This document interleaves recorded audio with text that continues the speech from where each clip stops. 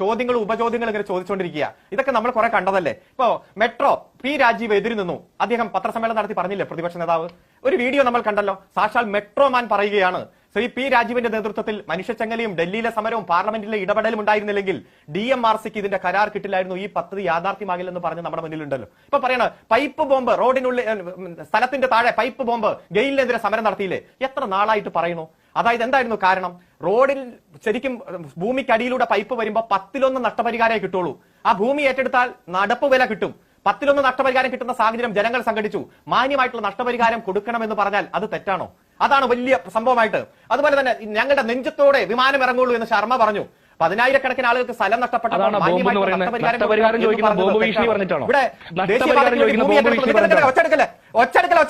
ഒച്ചെടുക്കല്ലേ. എനിക്ക് അതിന് കൂടുതൽ ഒച്ചെടുക്കാൻ അറിയാം. അദ്ദേഹത്തോട് മിണ്ടായിരിക്കാൻ പറയൂ.